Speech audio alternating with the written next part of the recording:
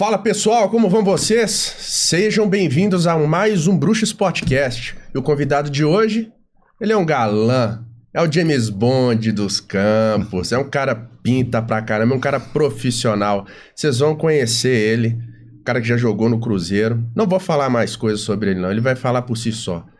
Então, apresento a vocês, Lucas Chiaretti. Muito obrigado, viu, Jean? Seja bem-vindo, Lucas. Gostei do galã. Como é que você tá, meu bom? Belezinha? Tudo bem, graças a Deus. Muito obrigado por você ter aceitado esse convite, tá bom? É uma honra ter você aqui, pra você compartilhar o seu profissionalismo com a gente. Eu que agradeço aí do fundo do coração aí poder participar, né, da bruxaria e da Bruxa Sportcast.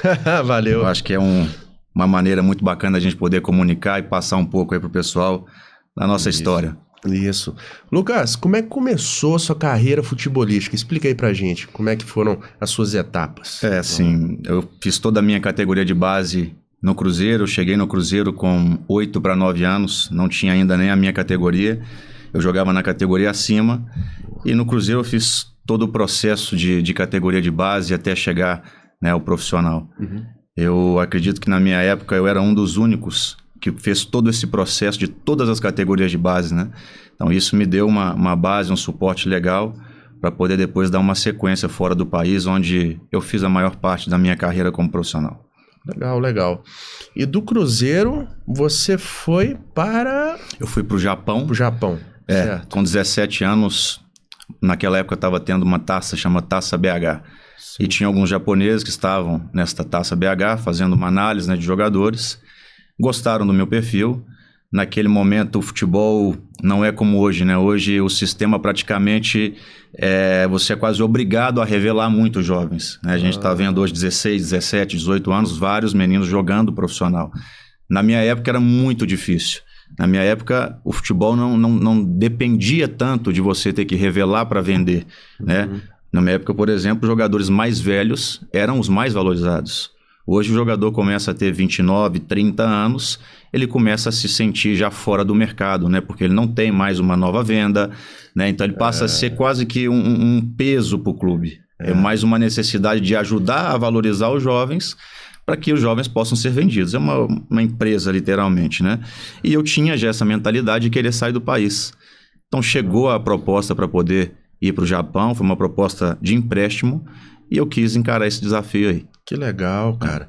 Aí daí você foi pra Itália. Eu saí do Japão, depois de uma temporada, retornei ao Cruzeiro. Você retornou ao Cruzeiro? Retornei ao Cruzeiro. Naquela época o presidente era Zezé Perrella e Alvimar. Sim. Era um duro de negociar com eles. É mesmo, cara? Era. Eles faziam grandes negócios e impossibilitou a minha continuidade no Japão. Eu tinha feito um excelente trabalho. Mas, enfim, aconteceu de retornar ao Cruzeiro. E eu fui emprestado para disputar a Carioca com a Copa Rio e o Carioca com a Cabo Friense. O Cruzeiro tinha essas parcerias onde jogadores ali que estavam fora do plantel faziam essa composição. E aí aconteceu comigo desse percurso. Fiz uma Copa Rio, perdemos até a final nos pênaltis. Depois disso fiz mais um Carioca com a Cabo Friense. E já sempre com a mentalidade de voltar a sair do país. E aí, cara, a Itália começou a bater na porta, eu... Decolou. Falei, é a hora de sair de novo, esperei o contrato, estava para acabar com o Cruzeiro, tinha um pedido de renovação na mesa, e eu, de uma maneira um pouco maluca, vamos falar assim, eu quis encarar esse desafio e deu certo. Na Itália eu fiquei por 13 anos. Nossa, ficou muito tempo, cara. Bom, vamos lá, pra gente poder falar um pouquinho mais. Lian, solta o vídeo desse moço aí, às vezes quem não conhece ele vai conhecer agora, melhor ainda, vamos lá. Você tá novinho ali, cara, olha. Tá com quantos anos ali? Devia estar com uns 23, 25. É novo. Agora aí pra você ver. É um pouco mais com barba, tá vendo? Vira moda, né? Agora vira.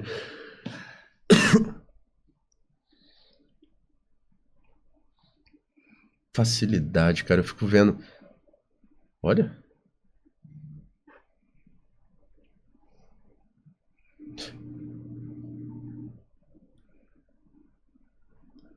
E você jogou em 2 times lá na Itália? Na Itália eu passei por vários clubes. Na verdade, mesmo? Acho que foram 5 clubes. Eu joguei do norte ao sul na Itália. Mas um clube de maior peso no cenário, vamos dizer assim, que seria o Pescara e o Cittadella. Cittadella. que é esse clube aí onde vocês estão vendo os gols. Olha que facilidade. É craque mesmo.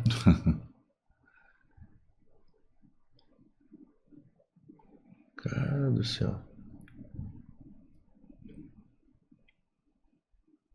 Olha que foi. Ó. Você tá doido. Olha. Arrumou bonito, viu? Esse aí era um jogo contra o Bari. O Bari é um grande clube na Itália. Eu dei 2 passos para gol. Esse aí, depois um escanteio, pelo que eu me lembre. Olha. O pessoal te idolatrava lá, né? Que? Olha aí, cara. Nossa. Até mexi aqui na cadeira. Cara, que loucura. Nossa, tá jogando. Nossa, Lucas. Olha. O bicho é maldoso, viu? Olha, cara. Nossa senhora. Que é isso, cara? Seu pai devia ficar doido, né? Quando assistia esses jogos, né? A família gosta, né? Seu pai ia faltar cair da cadeira quase, né? Infartava o homem.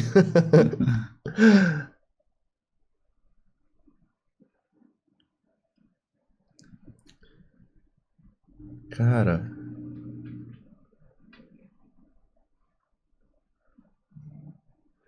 Nossa. Lucas jogava demais. Tem jeitão, joga ainda, né? Se for pôr a bola no seu pé, meu amigo. A gente acaba que não esquece, mas hoje não. Eu tô vendo aí e, porra, eu tava ali com 67 quilos. Hoje eu tô com 84 quilos. Você tá com 67, eu jogava com 67, hoje eu tô com 84. Não parece, porque não é de barriga, a gente não para. Eu, graças a Deus, nunca quis parar de fazer atividade física, né? Certo. Então tive sempre esse cuidado, mas eu jogava em alto nível com 67 quilos. O jogador tem que ser leve, né, cara? A maioria é bem leve. Cara, na minha posição, leve, ela tinha que ser leve. Apesar de ter tido, né, ter jogado na Itália, onde depende muito da parte física, né? Nossa. Eu tive dificuldade com isso no início. Pois é. Beleza, Lian, pode dar uma pausa aí, fazendo favor, tá? Ia perguntar pra ele algumas coisas. Sensacional, parabéns. Obrigado. Viu? Nossa, quem tava duvidando aí, ó, viu aí, né? Quem é o cara, né? Eu trouxe aqui pra vocês entenderem. Lucas, uma dúvida que eu tenho, vamos lá. Vou perguntar pra você sobre treinamento. Quando você foi pro Japão, me explica como é que era a sua preparação física, a alimentação, vamos por etapas. Explica pra mim, como é que funcionava lá. Bom, a alimentação no Japão, eu tive um pouco de dificuldade no início. Na verdade, o brasileiro, ele é muito boleirão. Nós temos esse defeito. Então, você quer sempre fazer o que você é acostumado a fazer e não quer abrir mão. E o Japão, a comida é mais difícil de você... De repente, também, né? Você come picanha aqui no Brasil, arrozinho, e de repente você chega lá... É uma comida crua, é um jeito de comer um macarrão diferente. Então, tem toda uma série de situações diferentes. Eles, por exemplo, no almoço, quer dizer, no café da manhã, eles almoçam, né? É diferente. Enquanto a gente come o nosso pãozinho, eles estão almoçando. Então, assim, são coisas diferentes. Porque, na verdade, o único costume que tem essa gastronomia farta, com meia abundância, é só brasileiro mesmo que tem no mundo. Se for na França, é diferente, né? Mas enfim, pode falar. Então, assim, tive uma dificuldade pelo país, né? A alimentação muito diferente, mas a questão física foi mais fácil de adaptar. Eu sempre fui um atleta que me colocava muito em discussão. Então, chegando no Japão com 17 anos, encontrei ali grandes jogadores brasileiros também, Magno Alves, atacante, nós jogamos juntos, uma pessoa fantástica. Legal. Então, assim, eu pude pegar muita informação, absorver e colocar em prática, né? Eram treinos diferentes, mas treinos já em alto nível. O que eu ainda não tinha feito no profissional aqui, eu saí no júnior, na minha transição de júnior profissional, eu lá cheguei para jogar como profissional. Então, essa transição, no início, ela era dura, mas foi de uma adaptação até rápida no Japão. Na Itália, eu sofri mais adaptação física, por incrível que pareça, já tendo um preparo. Porque a Itália é um futebol, para mim, o futebol europeu hoje é o grande centro. Não tem o que falar. Tem anos que nós estamos atrasados em relação a eles. Eu acho que precisamos despertar o porquê ainda estamos atrasados. E é um papo que daqui a pouco a gente pode falar. Claro. Mas na Itália eu chego e, cara, me colocam para fazer teste físico com 2 africanos do time. Cara, fisiologicamente eles já são mais beneficiados. E aí, cara, eu chegando com o meu jeito de jogar brasileiro, que eu odiava fazer um trabalho físico e de repente era aquele trabalho. E se eu fosse um brasileiro, como a grande maioria, o boleirão da história, e não quisesse se adaptar, eu voltaria. Como vários voltaram, né? Vários jogadores de alto nível batem na Itália ou batem na Europa e voltam. Com certeza é porque aqui você se dá muito bem, joga muito bem. Você chega lá pelo seu benefício técnico, a sua característica e qualidade técnica, mas lá tem uma característica tática e física que você tem que adaptar, tem que melhorar. Se você não quer aprender, não quer fazer, você vai voltar. Lá você é mais um. Eu cito muito o exemplo de o Gabigol, um craque de bola. Mas por que não deu certo na Inter, né? Chegou a não ser nem convocado para um jogo, né? Jogar na Inter de Milão, são jogadores da sua qualidade, até melhores, e você, se não se adaptar àquele sistema, você vai voltar, né? Aconteceu com vários. Isso é igual atleta de fisiculturismo também, não foge não, tá? O esporte de alta performance... Se você quer ser campeão, se você tá num nicho ali onde só tem craque, você tem que adaptar aquilo ali. Você quer ser diferenciado, entender que aquilo ali é outro mundo. Exatamente. É um degrau a mais, é isso que eu falo com as pessoas, entendeu? Se você quiser ficar só no seu mundo, não volta. Exatamente. Entendeu? Então foi uma dificuldade inicial, mas... eu consegui ter essa humildade de falar, porra, peraí. Legal. Eu cheguei aqui pela parte técnica, mas se eu não melhorar a física e a tática, eu não vou andar. Então, graças a Deus, eu consegui sobreviver a um futebol de alto nível na Itália há 13 anos, por ter tido essa humildade de falar, cara, o trabalho deles é diferente. E eles estão acima de mim nisso aqui. E comecei com dificuldade, tive problemas físicos, até conseguir me adaptar e chegar no alto nível. Que legal, cara, que legal. Agora, e questão da língua? Que você falou que no Japão... Eu, por exemplo, se eu chegasse no Japão agora, eu ia morrer de fome. Uns 3 dias, porque pra questão da língua, como é que você fez? Quem te ajudava lá no Japão, por exemplo? Você ia conversar? E aí? Eu fui pro Japão com 17 anos, você imagina. Né? Então, isso assim, que eu tô... cheguei num clube que, graças a Deus, era muito estruturado. O Gamba Osaka, na minha época, ele foi considerado o melhor clube da Ásia. Então era um clube muito grande, ainda é grande hoje, e tinham 2 intérpretes. Um que ficava todos os treinos na parte interna, a hora que o treinador falava, ele encostava perto da gente. Éramos em 4 brasileiros, eu, Magno Alves, Fernandinho e Sid Clay, 4 brasileiros, eles estavam sempre com a gente. E fora do campo, dava todo o suporte, de ter que pedir uma comida, aí no supermercado, aí cortar um cabelo. Assim, eu tenho até um caso engraçado, eu conto esse caso que... No Japão, ele estava sempre comigo quando tinha chegado, o intérprete, para tudo que eu ia fazer. Então, eu gostava de sempre cuidar do cabelo, cortar o cabelo e tal. E, teoricamente, o lugar era perto. E eu fui observando, falei, cara, não precisa de você vir hoje, não. E no Japão, eles têm muita cultura de bicicleta. Não é aqui, imagina um jogador hoje da Série A pegar uma bicicleta e fazer compra. Imagina, é loucura, né? Eles têm um poste dentro da casa, mas pegam a bicicleta... Enfim, ele vinha, eu de bicicleta com ele, andava, vamos lá cortar o cabelo. Cara, eu falei, velho, um dia liguei, cara, faz o seguinte, me deixa, não precisa de voltar comigo não, me esperar não. Pode ir que eu já vi como é que é aqui o lugar. Cara, beleza, cortei o cabelo e tal, peguei a bicicleta e tô indo na bicicletinha. Era como se fosse 5 minutos para ter chegado em casa. Cara, tinha passado uns 10 minutos sem nada. Eu falei, pô, como é que eu vou fazer, né, cara? E Japão, você olha, todas aquelas letras, aqueles negócios malucos.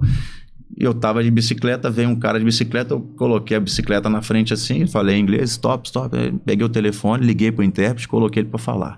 Cara, o cara começou a falar, começou a rir da minha cara.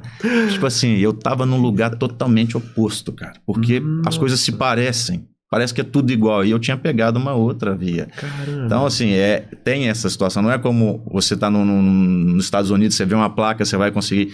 Japão é complicado. Nossa, aquilo é... Mas o intérprete vivia com a gente. Dali eu não abri mão mais, cara. Onde eu ia falar, cara, você tem que estar comigo. Por isso que eu perguntei. Eu falei, cara, você deve ter passado um perrengue violento. Agora, outra coisa também, questão de treinamento. Os treinadores ali, como você jogou no Japão, na Itália, no Brasil, houve diferença das preparações físicas. Sem dúvida. A que você achou a melhor foi realmente a da Europa. Eu vou tirar aqui do Brasil, não vou citar, não. A diferença do europeu e da Europa e pro Japão, as técnicas é muito diferente? São diferentes. É um futebol completamente diferente um do outro também. Então, a parte física, ela tem que ser diferente. O japonês, ele é mais rápido, mais leve. O italiano, ele é mais força. Então, é um futebol mais físico e mais tático. No Japão, você tem uma tática de base, mas tem mais espaço para o sul-americano que está lá fazer os seus dribles, então ele tem que ser mais leve. Mas, Lucas, o futebol europeu, pelo que eu vejo, italiano, eles são muito rápidos. Mas é um rápido potência muscular. Você não vai ver Vou te dar um exemplo. Meu primeiro jogo, cara, na Série A, contra a Inter de Milão, no túnel. Eu lembro que eu tinha chegado na Série A e, cara, eu me comparava com os outros atletas de alto nível. Cara, eu olhei pro Schneider, Zanetti, Cambiasso, Milito, estrutura física dos caras. É outra, né, cara? Ali eu entendi tudo, porque eles estavam ali e ganharam Champions League e jogaram onde jogaram. Então é diferente. No Japão, mais ou menos, são equilibrados fisicamente. Muita panturrilha, mas já são deles, né? Genético. É genético. Agora, na Europa não, cara. Os caras já são mais... Você aprende uma filosofia de trabalho, cara, assim, física muito pesada, tática muito pesada. É o que a gente precisa aprender muito aqui. Por que lá eles chegam 1 hora e meia antes para cuidar de detalhes? E aqui a gente chega 10 minutos antes do treino, faltando 1 minuto para você não tomar a multa. Você entra com a musiquinha, troca de roupa e vai pro treino. Nossa. Muito comodismo demais também, né? Então ser, assim... né? Não sei se é isso. Eu acho que é uma cultura errada. Eu acho que isso está mudando. Eu acho que o brasileiro não pode perder a essência. E é em todos os esportes, né? Não só futebol. Todos estão assim. A gente tem que se colocar em discussão porque são já 2, 3 Copas aí que a gente está... Nossa. Né, capengando. Fala não. A outra coisa que eu quero perguntar para você. Você como você foi um atleta profissional... Opinião sua, o que você acha hoje do erro nos times brasileiros? Você acha que a culpa está entre os atletas ou o técnico? Eu acho que é um pouco de cada. Porém, vem de cima para baixo. Se você tem um treinador firme, de consequência, o jogador ele entende que se ele não se adequar, ele vai sair. Por que o Abel tá ganhando tudo no Brasil? O Abel, cara, falta chutar o que tem na frente quando os caras não cumprem o que ele pede. Por que os 4 primeiros colocados hoje são treinadores estrangeiros? A gente tem que se questionar. Nós não estamos nos colocando em discussão como se deve. Por que não tem nenhum treinador brasileiro treinando na Europa em alto nível? Tá difícil arrumar um técnico bom, brasileiro, tá? Então, assim, a gente tem que entender. Nós temos matéria... A melhor matéria, o jogador brasileiro, cara, é o melhor do mundo tecnicamente. E ganhávamos Copa do Mundo porque tínhamos talento individuais incríveis. Mas hoje entendemos que não dá mais para ser assim. Se eu depender do Neymar para ganhar a Copa, eu tô morto.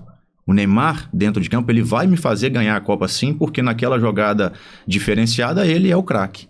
Mas se você não tiver um contexto pronto para que o Neymar se exalte e que outros jogadores também se exaltem, você não dependa só de uma qualidade individual, você vai ficar ali e não vai para frente. Abel tá dando aula pra gente aqui no Brasil.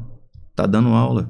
Por que um jogador como o Vitor Roque, aqui dentro é um grande jogador, um craque, vai no Barcelona... E não passa 4 meses, está indo emprestado porque não serve. Como é que é o nível, né, cara? É bem diferenciado mesmo. Então vem de cima para baixo. Nós, como sistema, como cultura, tem que falar, porra, mas o que tá errado aqui? Vamos começar a mandar nossos treinadores para lá, cara. Vamos lá ficar 6 meses lá. Vamos lá aprender com o Ancelotti. Vamos lá aprender com o Mourinho. Vamos aprender com o Jorge Jesus. Vamos aprender com o Guardiola. Vamos aprender com o Gasperini, que está há 8, 9 anos dentro de um Atalanta na Itália, com uma máquina de fabricar jogador, uma máquina de empresa, vende jogador para todos os cantos do mundo. Pode ser uma questão de ego também, né? Não é possível, né? O brasileiro é muito vaidoso, né? Nós temos esse bichinho da vaidade que, infelizmente, nos atrapalha muito. Nossa, demais a conta. Ô, Lucas, eu vou te fazer uma pergunta aqui, Não precisa dar nome aos bois, tá? Você fica à vontade, se você quiser responder. No futebol europeu, os jogadores, eles fazem uso de alguma substância, de hormônio? Faz. Assim, tudo dentro de uma medida que seja dentro de parâmetros que não acusem. Mas alguns fazem. O hormônio GH do crescimento, a gente sabe que tem alguns jogadores que na categoria de base já tem esse tipo de preparação. Então, é muito difícil se manter em alto nível sem ter um equilíbrio hormonal adequado, né? Então, assim, não estou falando nem de questões de doping. Por isso que você tem que estar dentro de parâmetros. Mas isso é normal no futebol, todo esporte de alto nível, você sabe como funciona. Tem e não vai deixar de ter. Pois é, cara. Eu lembro uma época que o Ronaldinho Gaúcho, ele saiu daqui quando ele foi jogar lá na Europa. Cara, tanto os dois Ronaldinhos, né? Cara, pegou um condicionamento físico, uma velocidade, uma explosão que eu falei, não, isso aí... É uma potência muscular muito forte. Cara, incrível, incrível. E outra dúvida que eu tenho também, questão de clima. Cara, por exemplo, cai a temperatura. Como é que vocês fazem? Temperatura às vezes abaixo de 5 graus, né? Como é que vocês fazem a preparação para aquecer? Vocês tomam alguma coisa? É complicado. O sul-americano sofre muito isso. A gente fala que quando a Europa começa a temporada, normalmente a pré-temporada na metade de julho, início de julho, e vai acabar em maio. E quando a gente chega para a pré-temporada é calor, né? O verão tá estourando. Então, neste momento, o sul-americano ele tende a subir muito fisicamente, enquanto os italianos sofrem muito. Depois vai chegando a dezembro, cara, eles arrancam fisicamente e a gente dá uma caída. Porque já é nosso clima ser acostumado com o clima que frio que a gente tem, vamos ser sinceros, assim. Cara, nosso inverno de Belo Horizonte, 13, 15 graus. Já chegou no máximo a 10 aqui, né? Então, assim, né? É um clima muito tranquilo. Então, o que a gente faz muito lá é justamente ter a roupa adequada por baixo, a camisa térmica adequada por baixo, tem alguns tipos de creme para poder esquentar mais rápido antes de começar o jogo ou o aquecimento, são massageados para poder esquentar o músculo de uma maneira mais rápida, para que você não dependa de dar um choque muscular logo no músculo, porque são coisas que, né, você está lá de uma maneira que você não é acostumado e entra para fazer um aquecimento, por mais tranquilo que seja, pode ter um rompimento ali de fibra, então você já no aquecimento dentro do vestiário, já está lá se esquentando. Mas não é simples, né? Não é simples. Tem que acostumar. É uma coisa que você vai adaptando. Cara, que loucura. E agora me fala uma coisa. Daí você pulou para empresário. Como é que aconteceu isso aí na sua vida? Eu acho que assim, a minha transição de parar de jogar, eu já vinha trabalhando ela na minha cabeça. Então assim... Explica isso aí pra gente. Eu nunca quis atuar como um treinador de futebol, um auxiliar técnico, mas me via muito dentro talvez de uma dirigência, ou como um empresário, um procurador dentro do futebol que procura talentos aqui dentro. E essa coisa está se desenhando cada vez mais. E quando eu parei, eu recebi um convite, agora já tem 1 ano e meio, para representar um grupo de investidores italianos, a família do Francesi, o Willy Francesi e André Francesi, o filho. Eu trabalhei com o Lúcio de Cesare, que foi o meu advogado, meu representante na Itália por praticamente toda a minha carreira, e criamos um vínculo muito forte, vínculo humano, né? Assim, de situações que vão extra-campo, tá? Coisas de homens mesmo, de índole, de boa conduta, e foi o que me deu esse suporte depois para ter esse convite. Então eu fui convidado para representar um grupo grande de investidores. Então hoje esse grupo detém um percentual de um clube aqui dentro do Brasil e a gente está monitorando de alguma forma todo esse processo desse clube, seja jogador, seja na gestão, estamos acompanhando tudo. E também estamos sempre atentos a perfis de atletas que possam jogar um amanhã em alto nível na Europa. Uma coisa é um torcedor avaliar um jogador aqui e falar, poxa, esse cara é muito bom, arrebenta, mas às vezes ele não serve para jogar na Europa. Então, a nossa ideia hoje é justamente isso, poder implantar essa metodologia dentro, mas não do profissional, é da base ao profissional, para que ele chegue preparado para poder jogar lá e não bater e voltar. Então, todo um trabalho mental, físico, técnico, com esses atletas para eles poderem ter abrir essa visão, né? De entender que não basta somente ter uma qualidade técnica para você jogar e se manter lá fora. Interessante, cara, interessante. Então você está falando que é uma espécie de uma SAF? Você participa disso?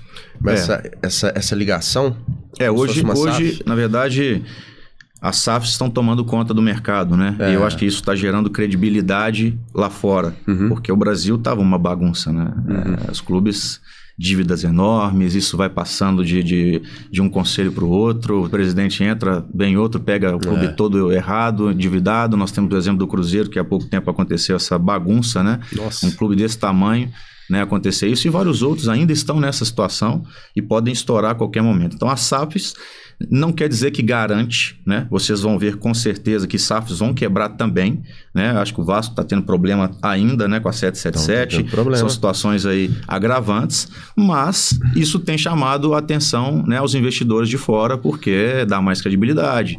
É um trabalho mais como empresa mesmo, as contas são todas verificadas, você tem um planejamento econômico para estar dentro dele, então está gerando mais credibilidade. Então a ideia desse nosso grupo é justamente esse. Hoje participamos de uma SAF, amanhã pode ser outra, mas para poder fazer um trabalho bem amplo, de longo prazo, onde o nosso conceito de business funciona.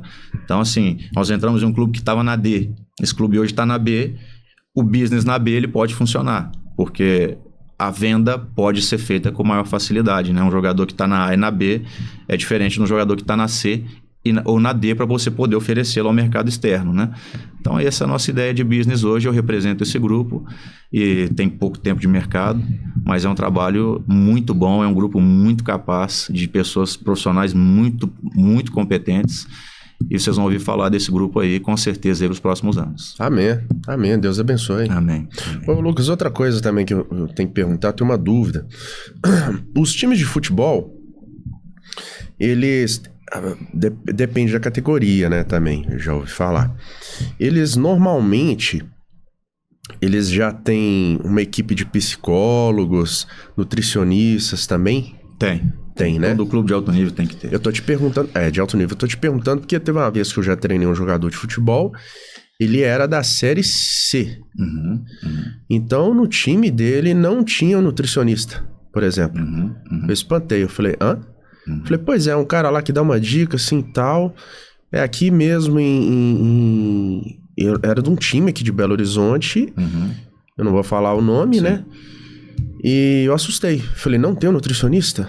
Então me explica mais ou menos isso, como é que funciona com o time hoje. Isso é uma falha, mas se tratando de alguns clubes de Série C, é complicado para você, dentro de um orçamento, poder encaixar algumas peças, né? Uma nutricionista que para mim é fundamental. Demais. Tem clube que prefere pagar mais caro para ter outras situações do que ter uma nutricionista onde um atleta não se alimenta bem e vai arrumar uma contusão, você vai perder dinheiro. Pois vai ficar parado, não se alimentou bem, não treinou legal, teve um rompimento de fibra, um estiramento e está fora. Então isso é uma falha. Mas sempre cai no que a gente está falando da cultura brasileira. Cara, lá fora eu cheguei lá e apanhei, porque ou eu me adequava àquele tipo de alimentação, ou eu via que não ia dar certo.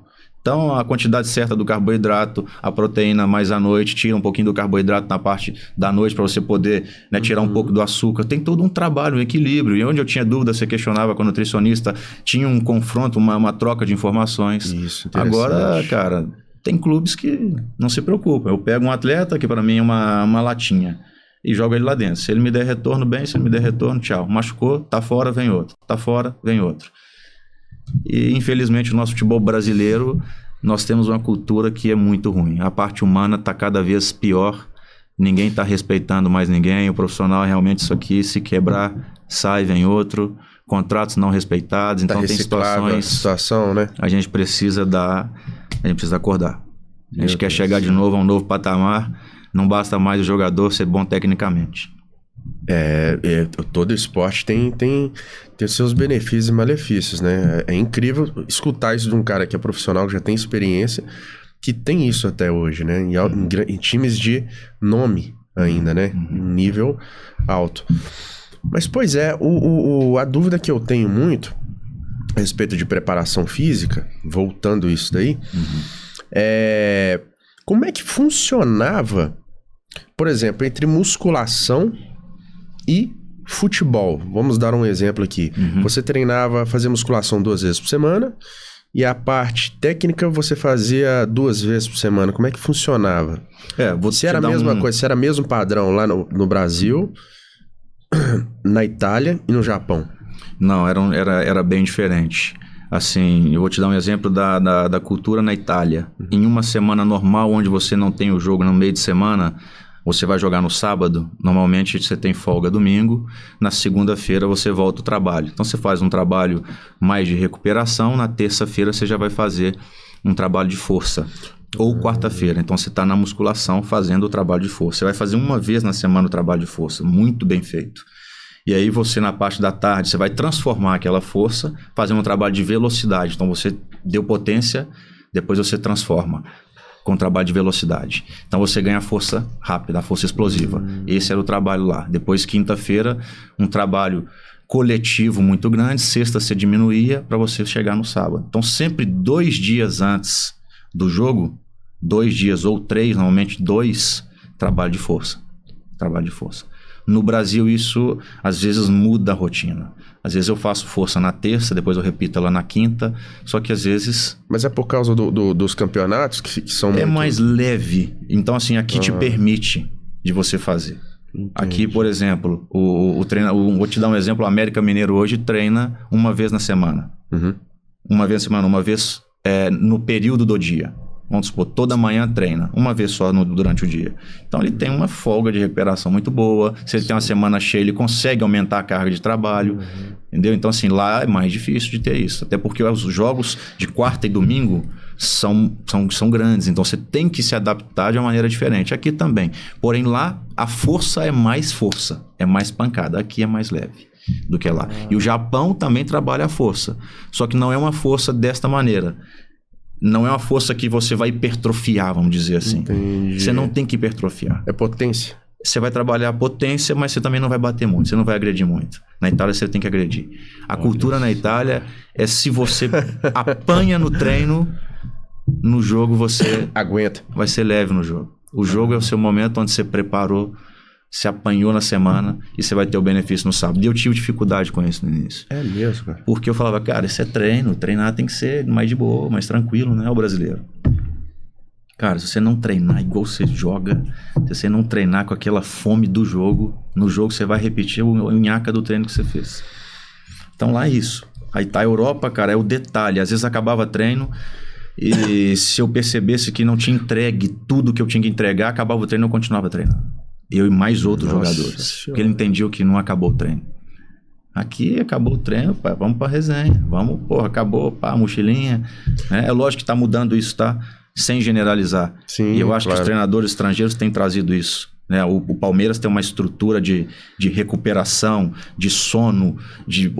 É incrível. O Palmeiras tem uma estrutura incrível. E outros clubes estão já entendendo que tem que fazer como o Palmeiras está fazendo. Aí, no caso, vocês ficavam em alojamentos, ficavam durante um certo período. De manhã, na parte do dia e da tarde, vocês ficavam lá, à noite vocês saíam. Como é que funcionava isso? Na Itália, a pré-temporada, normalmente você chega, você vai para as montanhas, cidades montanhosas, porque está muito quente. Então, nas cidades montanhosas, o clima está mais tranquilo, é como se fosse um invernozinho de 15 graus nosso aqui. Então você trabalha dessa maneira. Depois o dia a dia normal de jogos. Na Itália tem alguns clubes que concentram um dia antes, outros não concentram. Outros ficam na responsabilidade do grupo mesmo, tem um comprometimento, né, com o próprio companheiro. Porque, poxa, se eu não tenho compromisso com você, eu vou ter compromisso lá dentro de campo?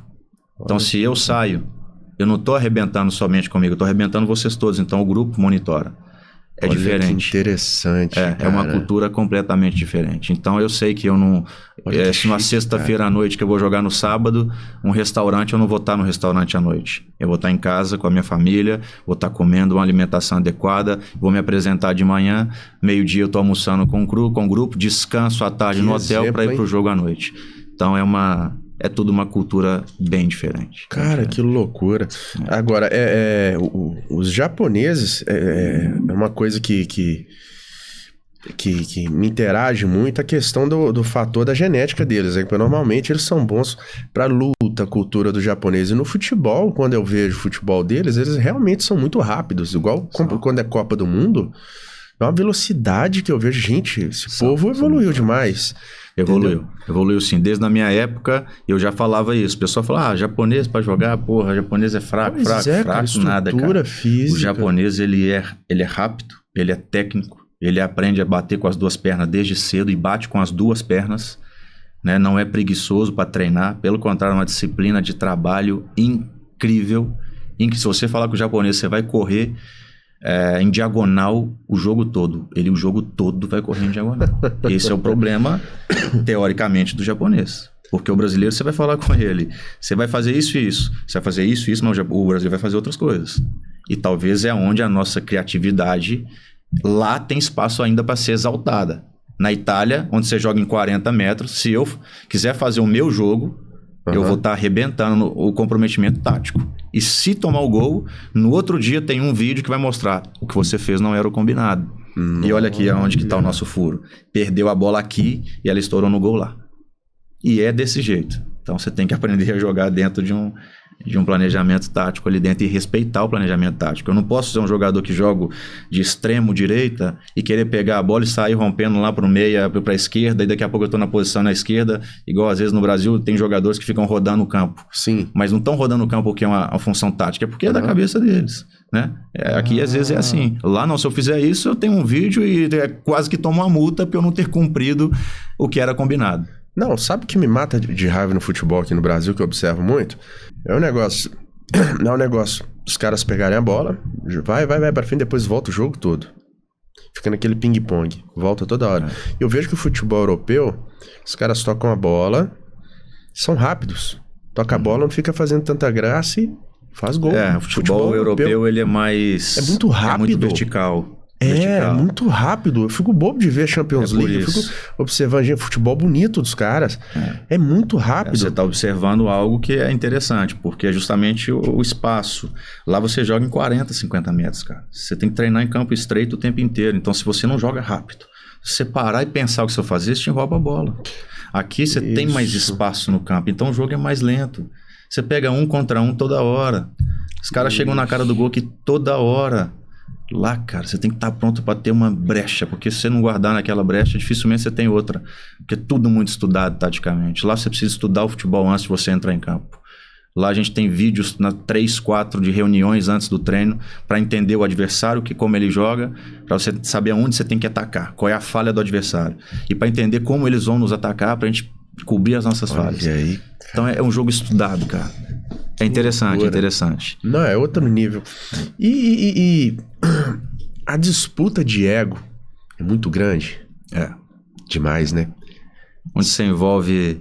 Cara, futebol é paixão, mas também é glamour. Parece que é uma coisa que eu observo muito no Atlético Mineiro.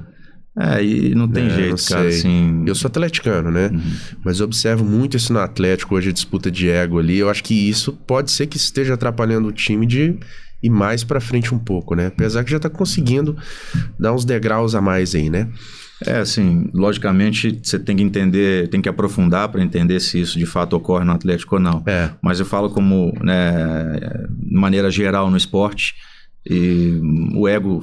Infelizmente a vaidade está, e acho que é um mal que a gente precisa trabalhar nele, porque a gente poderia chegar muito mais longe, muito mais longe. A gente entender que uma Alemanha ganha da gente 7-1 e que a gente sai por uma Croácia, a gente tem que ter a humildade de falar, porra, peraí, tá tudo errado.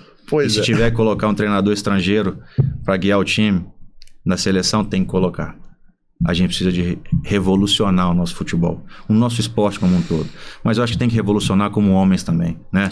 Eu acho que principalmente, cara, a gente tem que entender que tem muita gente ruim, mas tem muita gente boa. A gente tem que distanciar de gente ruim, conectar com gente boa, porque é isso aí que vai te dar um suporte para você crescer e vai te fazer enxergar que se você não tiver um grande preparo, resultados extraordinários você não vai ter. E no preparo tem processo, né? Não adianta você ir lá e tomar. Você tem que conquistar as coisas. Se não for conquistada, não tem base, não tem sustento. Aqui você toma, mas você cai. Aqui você conquista, mas você permanece. Cara, semelha muito com o fisiculturismo, sabe? Que eu observo muito. As pessoas, hoje em dia, às vezes fica deslumbrada com futebol e com fisiculturismo na questão de quê? O Neymar, Cristiano Ronaldo... eu vou ser um jogador como ele e tal, e acha que é muito fácil chegar lá também. Sabe, Lucas? É igual no mundo do fisiculturismo. Igual o pessoal vê o Ramon e olha... mas o Ramon é um cara que tá ganhando tantos mil por mês e é assim e tal. Gente, no fisiculturismo é difícil também o caminho. Então são etapas. Não é questão só de você ter genética. Eu já vi vários atletas que têm genética boa ficarem para trás e perder para cara que tem força de vontade e fazer a genética. Essa é a grande diferença. E no futebol, acredito que possa acontecer isso também, da força de vontade. Sem dúvida. E as pessoas têm esse dom de querer passar por cima e achar que tudo é fácil. Não. Entendeu? É um engano muito grande. Então você sabe o que você já passou para chegar, então você teve olheiro, viu o seu talento, você correu atrás, né? E outra pergunta que eu tenho para fazer para você. Alguém na sua família te incentivou a jogar futebol? Sim, a minha família vem de um histórico de jogadores, assim, meu tio ele jogou, o Wanderson jogou no profissional, chegou na seleção sub-20 brasileira, jogou na Portuguesa, na época Portuguesa não era o clube de hoje, né? Jogou no Goiás, teve situações aí de clubes importantes atrás dele na época, e ele era um cracaço de bola, alto, cabeludo, e acabou se perdendo um pouco depois aí com situações extra-campo. Meu pai jogou bola, jogou na base do Cruzeiro, depois não deu sequência. Então, assim, tem um histórico familiar de pessoas apaixonadas pelo futebol e que me impulsionaram sempre. Né? Assim, o cara dormia com bola, era impressionante. Minha mãe me xingando, eu pegava a bola escondida, colocava debaixo do cobertor, eu era esse maluco do futebol. O negócio tá no DNA mesmo. Então, é uma questão de DNA. E é isso, cara. Eu também já joguei bola no Cruzeiro quando era novo, só que eu tive que sair. Entendeu? Eu jogava muita bola, o time não me aguentava. Era muito pereba, você tá doido. Isso não era pra mim, não. Cada um tem, né? Eu não conheci você jogando, mas cada um tem o seu lugar. Tinha como não, Lucas. Ainda mais vendo esse vídeo seu jogando bola, meu amigo. Vai fazer pra ser gandula. Então, cara, é o que eu penso dessa forma, entendeu? O fisiculturismo, todo esporte tem alguma coisa para agregar. Sem dúvida. Então, as pessoas, o que eu deixo aqui também bem represado, que as pessoas acham que as coisas acontecem da noite pro dia.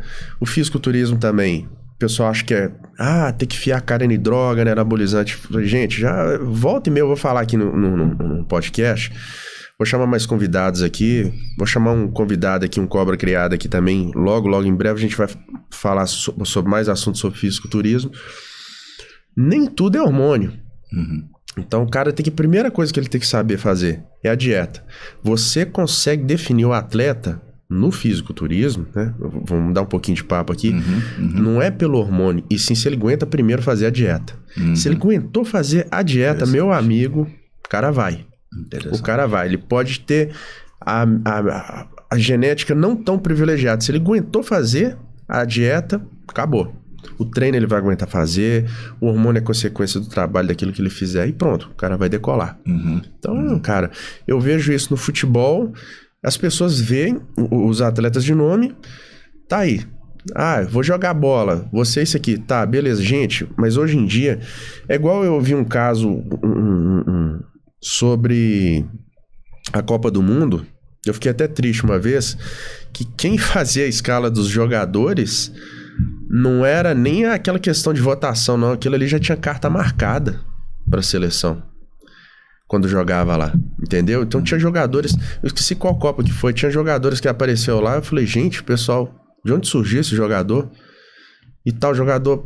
Então, falaram isso numa entrevista, que aquilo ali já era carta marcada. Coisa de empresário, jogava lá. Então, eu fiquei até triste um pouco, né? Mas é isso aí, meu caro. E o que você tem a dizer sobre o futebol no Brasil hoje? O que tem que melhorar para finalizar o nosso papo aqui? Vamos lá. Eu acho que é justamente isso. Bem resumidamente. A gente precisa se colocar em discussão e entender... Como pode um país como o nosso, onde a matéria continua a ser a melhor do mundo, mas não estamos mais entre os melhores, né? Eu acho que precisa de ter se colocar em discussão, buscar maior informação, buscar uma ida na Europa e permanecer mais tempo lá como treinadores para poder entender o que está acontecendo, né?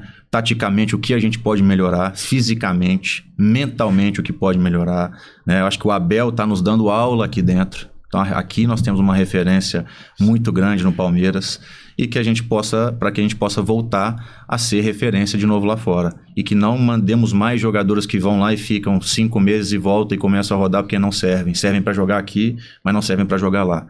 Isso aqui eu acho que está errado. Se ele joga aqui, para ele sair daqui, eles vão ter que comprar caro, mas ele vai estar preparado que ele vai chegar e jogar. Ele não pode ser simplesmente um número, tem que entender o valor. E hoje está muito em cima de números. O Brasil é uma máquina hoje econômica. Jogadores ganhando salários estratosféricos, né? Isso. Memphis Depay está aí no Corinthians ganhando mais de 2 milhões de reais por mês.